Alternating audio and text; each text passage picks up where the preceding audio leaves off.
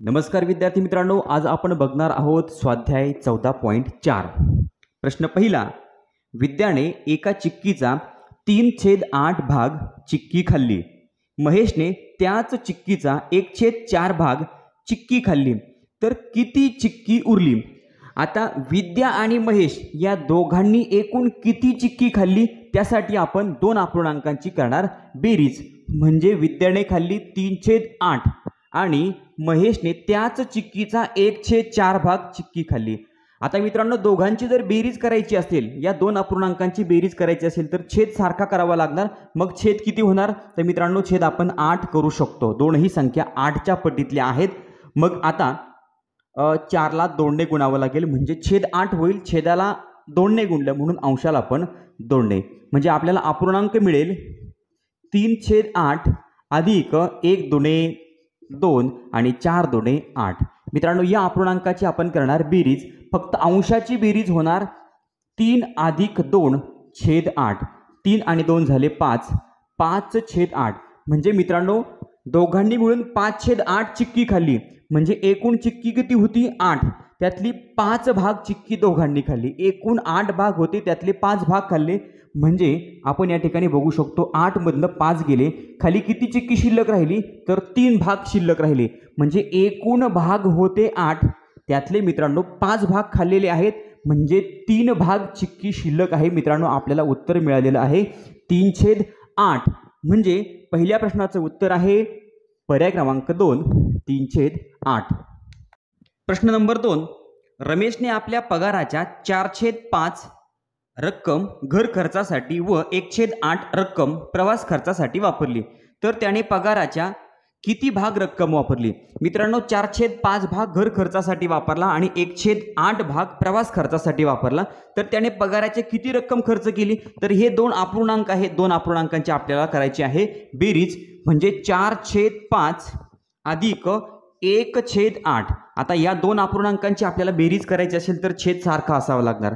मग आपल्याला छेद सारखा करावा लागेल. दोघांचा छेद आपण 8×5 40 करू शकतो.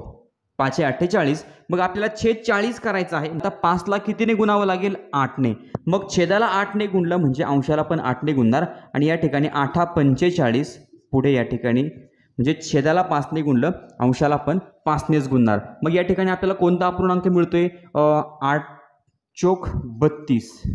त्यानंतर 5×8 40 अधिक 5×1 5 आणि 8×5 40. मित्रांनो, छेद सारखा झालेला आहे. आता आपण काय करू शकतो? या अपूर्णांकाची बेरीज करू शकतो. म्हणजे या ठिकाणी मी खाली लिहितोय 32 अधिक 5/40.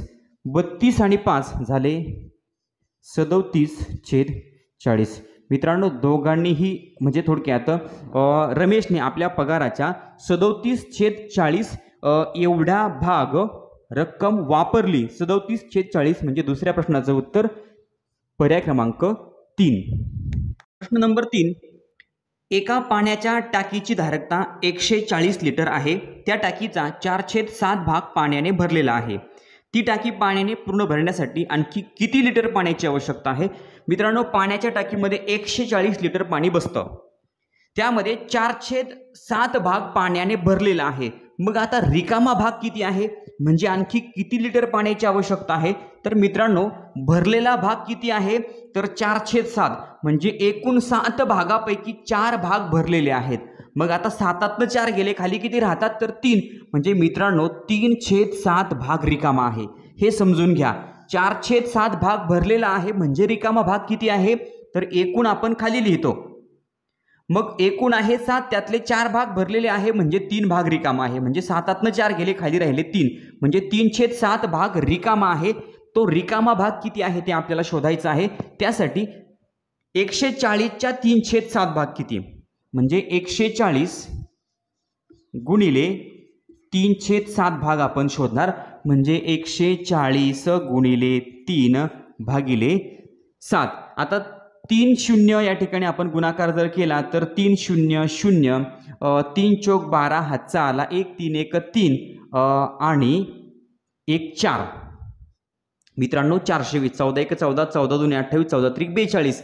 गुणाकार आला 420 आणि भागिले 7. मित्रांनो आणखी सोपा भागाकार या ठिकाणी मी तुम्हाला सांगतो. 420 भागिले 7. 7 1 7, 7 2 14, 7 3 21, 7 4 28, 7 5 35, 7 6 42. बघा 42 मधून 42 गेले, बाकी उरली 0. 7ने 0ला भाग दिला मित्रांनो, 0च उत्तर येणार, म्हणजे आपलं उत्तर आलं 60. यांचा जर भागाकार केला तर आपल्याला उत्तर मिळालं 60. म्हणजे किती भाग रिकामा आहे तर 60 भाग, म्हणजे थोडक्यात 60 लिटर पाण्याची आणखी आवश्यकता आहे. 140 लिटर टाकीत पाणी मावतं, त्यातला 4/7 भाग भरलेला आहे, म्हणजे रिकामा भाग किती आहे तर 60 लिटर आणखी पाण्याच्या टाकीमध्ये पाणी बसू शकतं. आपलं उत्तर आहे 60. म्हणजे तिसऱ्या प्रश्नाचं उत्तर आहे पर्याय क्रमांक 1 60. प्रश्न नंबर 4. एका पुस्तकाच्या एकूण 75 पानांपैकी 7/25 भाग पाने वाचून झाली तर किती पाने वाचायची राहिली? मित्रांनो पुस्तकाला एकूण 75 पानं आहेत, त्यातले 7/25 पानं वाचून झाले, मग वाचायचे किती राहिलेत? तर मित्रांनो पुस्तकाला पानं आहेत किती? पुस्तकाला पानं आहेत 25, त्यातले 7 पानं वाचून झाले. एकूण आपण या ठिकाणी छेदस्थानी लिहितो आणि अंशस्थानी किती वाचून झाले ते आपण अंशस्थानी लिहिले, म्हणजे एकूण आहेत 25, त्यातले 7 वाचून झालेत, मग 25 मधनं 7 गेले, खाली किती राहिले तर 18. म्हणजे मित्रांनो 18/25 एवढे पानं वाचायचे राहिले. बघा 7/25 पाने वाचून झाले, मग आता 18/25 पाने वाचायची राहिली, मग एकूण पाने आहेत 75. 75च्या 18/25 म्हणजे मित्रांनो आपल्याला काय करावं लागेल? 75च्या 18/25 म्हणजे 75 गुणिले 18 आणि भागिले 25. या ठिकाणी आपण सुरुवातीला करणार 75चा आणि 18चा गुणाकार. 75 गुणिले 18 जर केलं तर 18 पंचे 90, हातचे आले 9. 18 पंचे 90, 18 सक 108, 18 सत 126 आणि 4 30 आणि 5 35, 135. म्हणजे गुणाकार मिळाला आपल्याला 1350 भागिले 25. आता हा भागाकार मित्रांनो पुन्हा मी तुम्हाला सोप्या पद्धतीने समजून सांगतो. 1350 भागिले आपण जर 25 केलं तर 25 5 125. बघा मी सोपा भागाकार या ठिकाणी सांगतोय. 35 मधनं 25 गेले, बाकी उरली 10 वरून घेतला 0 झाले 100 आणि 25 चोक 100. 100 मधून 100 गेले, बाकी उरली 0. मित्रांनो भागाकार आला 54. आपल्याला उत्तर मिळालेलं आहे 54.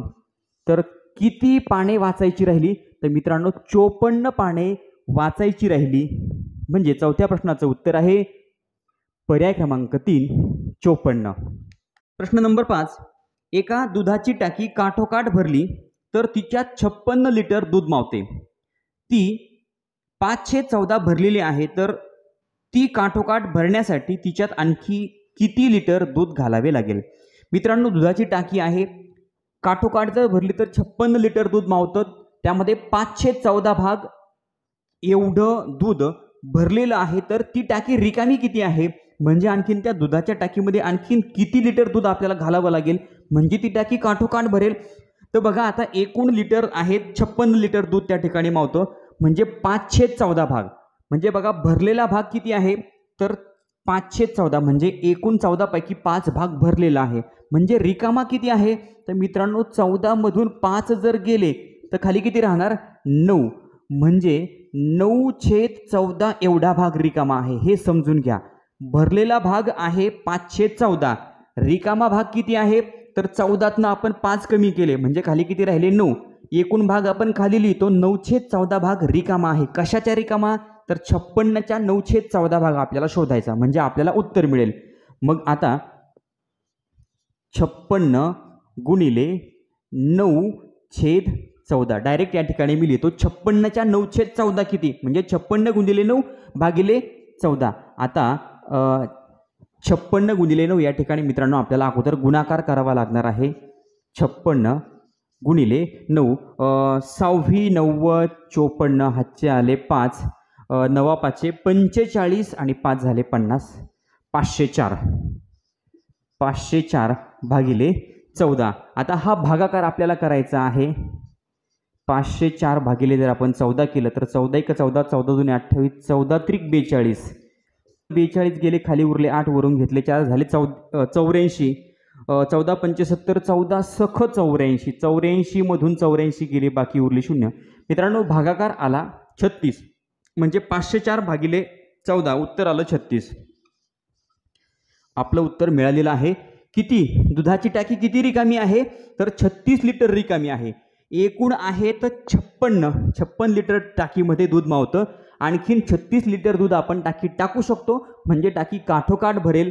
5व्या प्रश्नाचं उत्तर आहे पर्याय क्रमांक 2, 36 लिटर. प्रश्न नंबर 6, 3/4 आणि 2/5 यांची बेरीज करण्याच्या ऐवजी एका विद्यार्थ्याने 4/3 आणि 5/2 यांची बेरीज केली, तर त्याला कोणते उत्तर मिळाले? मित्रांनो 3/4 आणि 5/2 यांची बेरीज करायची होती, त्याऐवजी एका विद्यार्थ्याने काय केलं? 4/3 आणि 5/2 यांची बेरीज केली. 4/3 आणि 5/2 यांची बेरीज केल्यानंतर उत्तर काय मिळणार आहे? तर या दोन अपूर्णांकाची आपल्याला करावी लागेल बेरीज. अपूर्णांकाची बेरीज करण्यासाठी छेद समान असायला पाहिजे. मग छेद समान आहे का? तर नाहीये. मग छेद आहे 3 आणि 2, म्हणजे आपल्याला छेद करायचा आहे 6. मग 3ला कितीने गुणावं लागेल? 2ला. 3 2 6. छेदाला 2ने गुणलं म्हणून अंशाला पण 2ने. मग 2ला कितीने गुणावं लागेल? 2 6 3ने. मग अंशाला पण 3ने गुणणार. मग मित्रांनो 4 2 8 छेद 3 2 6 अधिक 5 3 15 आणि 3 2 6. छेद समान झालेला आहे. छेद समान झाल्यानंतर आपण या अपूर्णांकाची बेरीज सहज करू शकतो. 8 अधिक 15 छेद 6. बघा छेद फक्त आपण एकदाच घेतो, अंशाची बेरीज होणार. मग आता 8 आणि 15 झाले 23. 23/6. मित्रांनो आपल्याला उत्तर मिळालेलं आहे 23/6, म्हणजे 6व्या प्रश्नाचं उत्तर आहे पर्याय क्रमांक 3.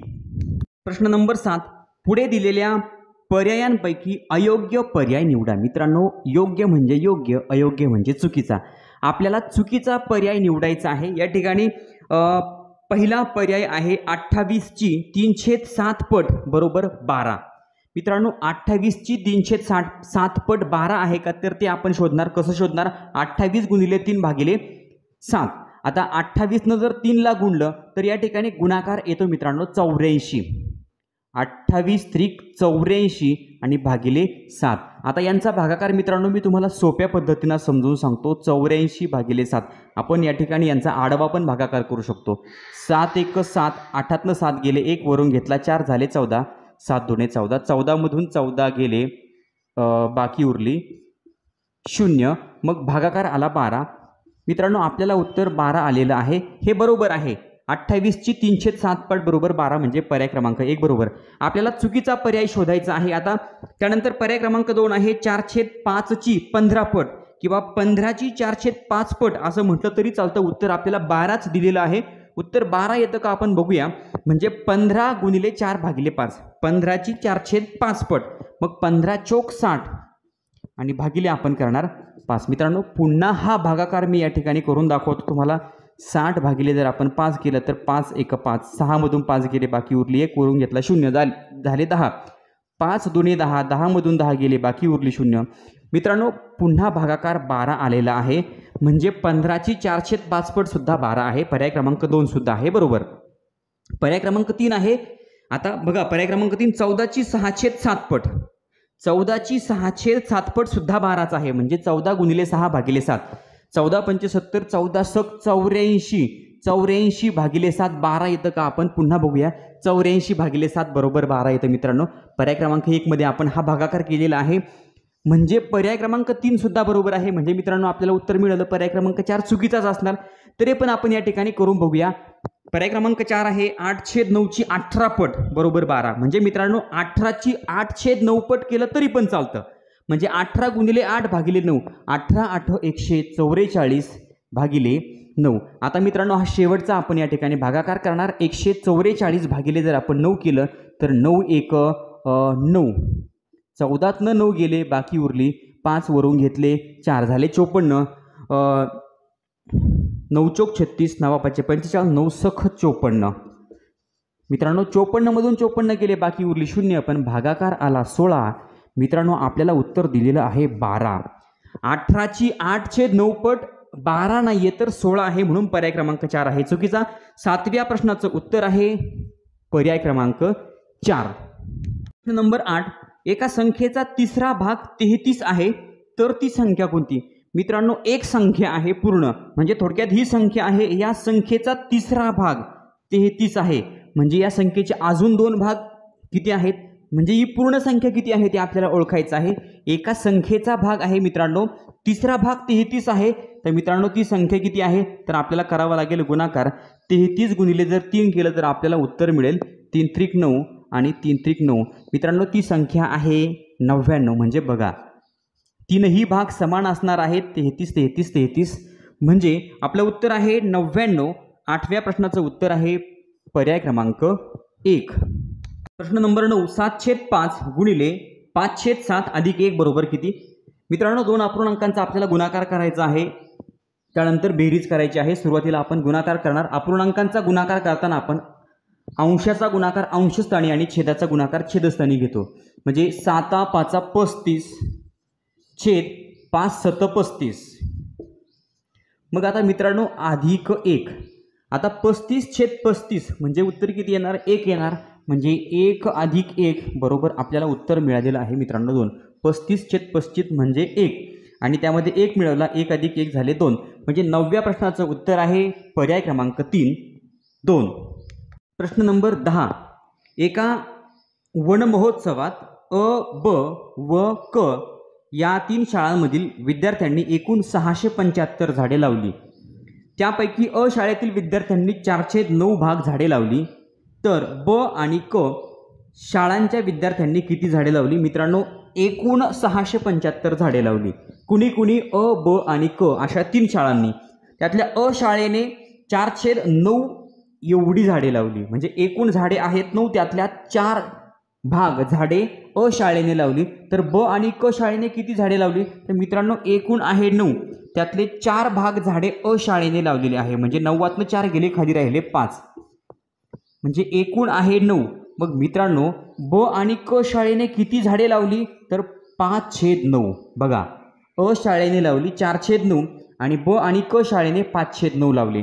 कशाच्या? 675च्या 5/9 किती? म्हणजे 675च्या 5/9. हे एवढं गणित मित्रांनो तुम्हाला सोडवायचं आहे, म्हणजे तुम्हाला या प्रश्नाचं उत्तर मिळेल. या स्वाध्यायातला हा शेवटचा प्रश्न आहे आणि या शेवटच्या प्रश्नाचं उत्तर विद्यार्थी मित्रांनो तुम्ही मला कमेंट बॉक्समध्ये सांगणार आहात.